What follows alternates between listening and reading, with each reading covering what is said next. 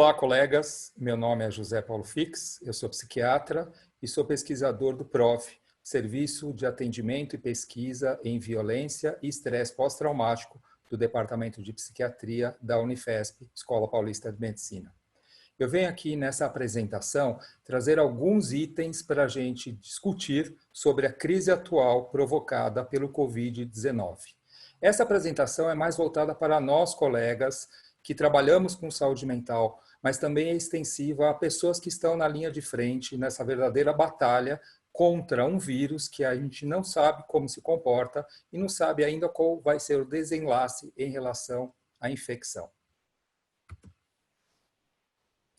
Só para fazer um clima da nossa apresentação, eu trago aqui algumas obras do artista, do pintor Edward Hopper, que é considerado o grande pintor do momento em razão do isolamento.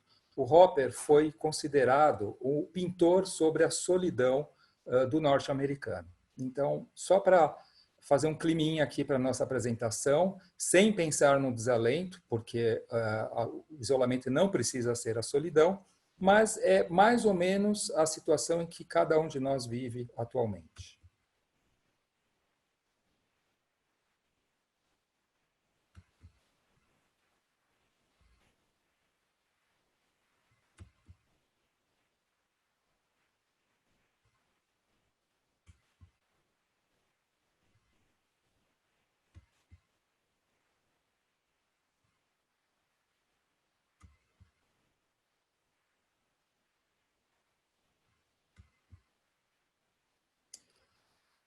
Como guia dessa apresentação, eu me baseei em muitos textos que têm surgido de órgãos de confiança, especialmente a OMS e o APA, a Associação Psiquiátrica Americana, ressaltando que a nossa ABP tem feito programas praticamente diários e boletins constantes, enfim, os grandes órgãos aí que eles trazem conhecimentos de todas as partes têm alimentado aí os profissionais de saúde diariamente com boletins confiáveis. Aqui eu trouxe 3 trabalhos já publicados e acredito que disponíveis gratuitamente.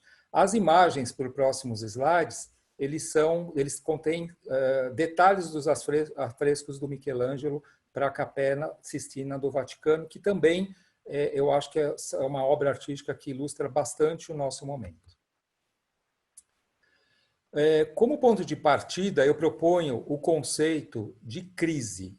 A gente fala muito em crise, crise na saúde, crise do vírus, mas a gente esquece um pouquinho o que pode ser o conceito de crise para esse momento, especialmente para nós da saúde. A crise pode ser definida como um acontecimento inesperado e potencialmente traumático que exige tomadas de algumas precauções. Primeira coisa, a elaboração do problema. O que nós estamos vivendo neste momento? Ou o que nós vamos viver daqui para frente?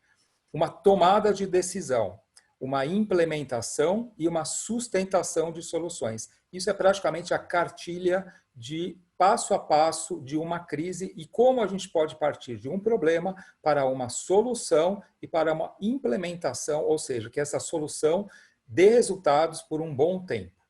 Um exemplo, o que nós sabemos sobre o vírus e a propagação, não nos resta nenhuma saída a não ser o isolamento neste momento. Mas o isolamento simples não é suficiente. A gente tem que pensar como é que ele vai ser feito e como ele vai ser desfeito. Portanto, esses 4 itens eles têm que ser aplicados também para a elaboração de crise para um isolamento. E assim por diante.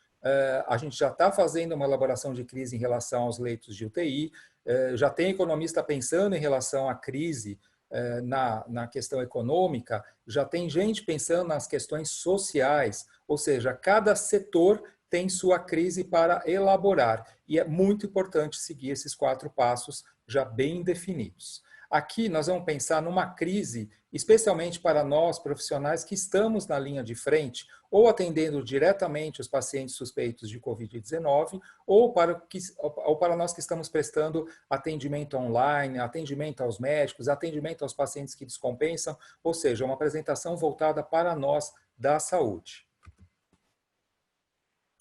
Porque a questão é de quem cuida dos cuidadores, né?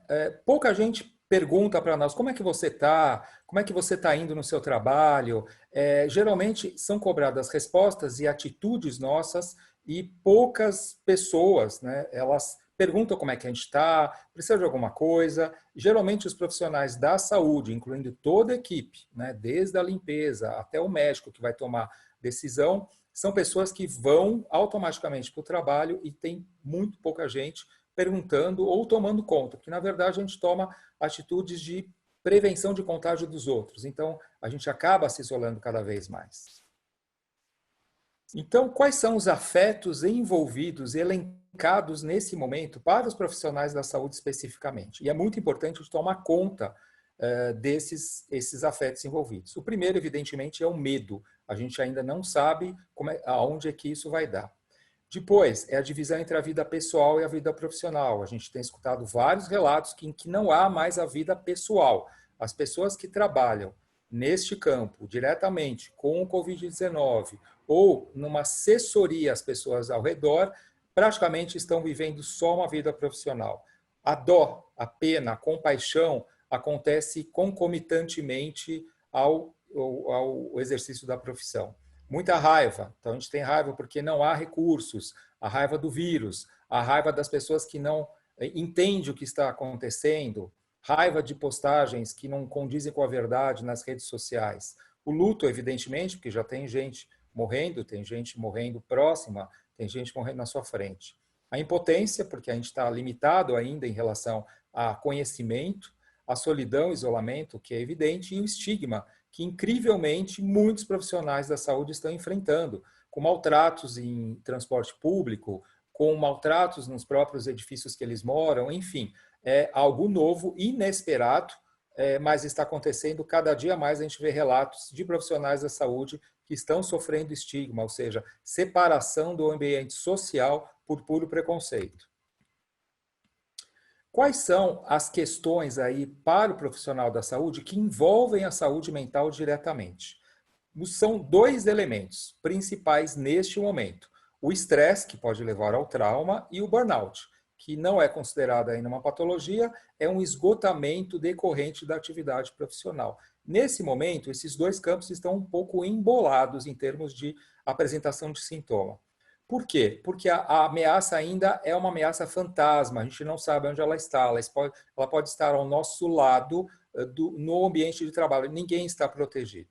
Os dados epidemiológicos estão em constante modificação, atualmente a gente sabe que a letalidade é de 1% em relação às pessoas que ficam com a infecção do Covid-19 e que a gente tem pelo menos 10 vezes mais casos do que as estatísticas oficiais estão comprovando.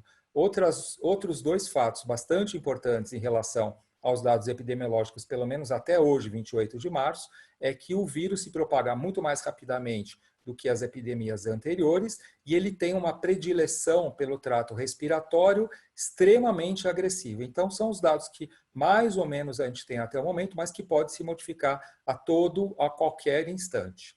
O medo da contaminação, tem profissionais que ficam apavorados tanto de pegar quanto de transmitir o Covid-19, eles estão testemunhando o sofrimento, a morte, a precariedade, apenas no começo dessa pandemia aqui no Brasil, e a convocação constante dos pacientes e também dos familiares para respostas. A gente praticamente, qualquer médico agora virou consultor de virologia, de epidemiologia, de pneumologia, de economia. As pessoas perguntam, doutor, o que eu faço? Tiro o dinheiro da bolsa ou não? São coisas aparentemente banais, mas que sobrecarregam os profissionais da saúde em vários campos.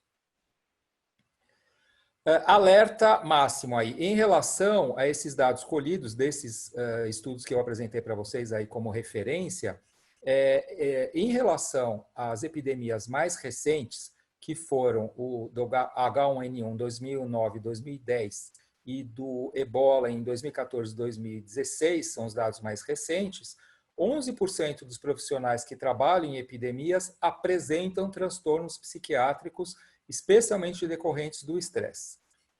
Mas os quadros mais graves descritos e até hoje acompanhados são o de transtorno de estresse pós-traumático. Agora, 20% dos profissionais de saúde que trabalham na linha de frente dos casos mais graves Aí a gente fala de pronto-socorro e UTI, apresentam especialmente o transtorno de estresse pós-traumático. Sinais para uma parada. O profissional tem que rever o estilo de vida dele neste momento de pan-epidemia. Quando acontecer irritação constante, um alerta constante, sobressaltos, problemas com a concentração, choro fácil, insônia, esgotamento físico, cansaço, que muitas vezes é confundido com o início do quadro da infecção, dores pelo corpo, inapetência, pensamentos negativos e, especialmente, abuso de tranquilizantes, hipnóticos e álcool. São sinais de revisão imediata do que está a vida dessa pessoa, desse profissional. Temos que dar uma parada e pensar. Como é que proceder quando você percebe que há exacerbação desses sintomas, de um ou mais desses?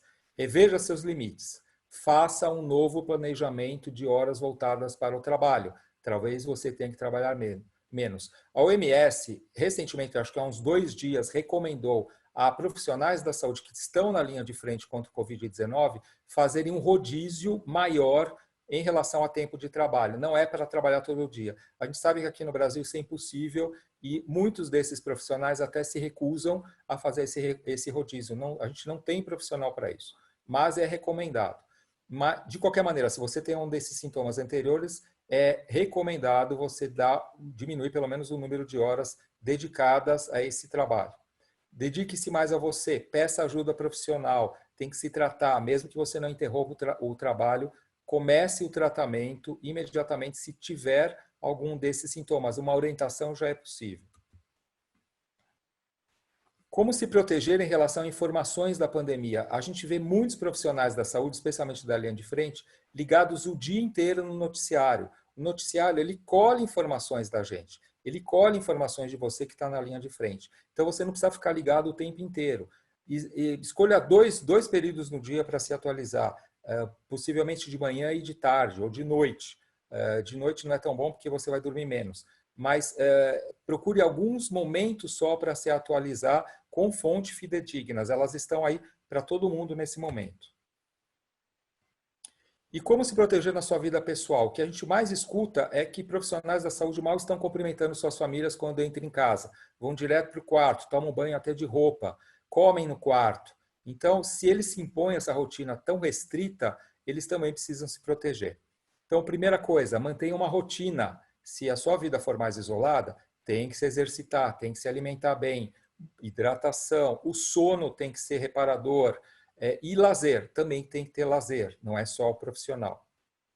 A rede de apoio entre colegas é muito importante e tem que ser eficaz, não é para colocar bobagem no grupo de WhatsApp de pessoas que estão neste momento perto de você. A gente tem que entender que há momentos diferentes em relação à epidemia. Tem pessoas que já estão fazendo luto, então piadinhas são mal vistas, são mal recebidas. É o momento da gente ter um pouquinho mais de solenidade nas nossas postagens.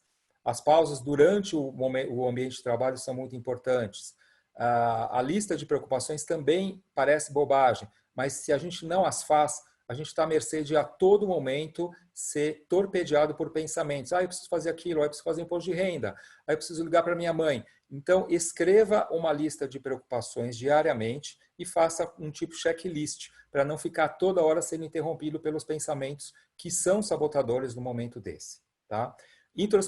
Introspecção, meditação, relaxamento, também em qualquer lugar a gente pode encontrar aplicativo para isso. Não fique o tempo inteiro ligado em redes sociais. Tem muita bobagem na rede social neste momento. As pessoas ficam perguntando, e aí apareceu um remédio novo, estão testando pó de talco passando na testa. A gente não pode ir atrás disso e também não pode perder tempo com isso nesse momento. Qual é a boa notícia, ou pelo menos se a gente pode tirar desse momento algumas boas notícias? É o que eu digo que são as esperanças do momento. A ciência está muito mais valorizada, é algo praticamente inédito, especialmente nesse ano tão difícil para a ciência, para as pesquisas, para cortes de verbas. Quem está sendo escutado nesse momento é o cientista, é o epidemiologista, é o virologista, é o biólogo, é o pneumologista, são profissões que estavam meio encostadas. Então, a gente tem uma grande esperança agora de novas diretrizes para a ciência, com investimentos, com escuta dos profissionais que realmente estão trabalhando há bastante tempo em relação à possibilidade de uma nova epidemia. E a saúde mental está tendo e vai ter uma enorme importância. A gente sabe que os pacientes já estão descompensando, mas são novos quadros. É um novo tipo de estresse pós-traumático. A gente nunca teve, pelo menos protocolado, estudos em relação à pandemia do estresse pós-traumático. Então, é todo um novo campo que exige mais pesquisa e mais clínica. Portanto, eu espero que, especialmente nós, os profissionais da saúde mental, sejamos mais escutados e respeitados. E a gente vai ter, então, muito trabalho de agora em diante. Pelo menos de tédio, a gente não sofre. Muito obrigado.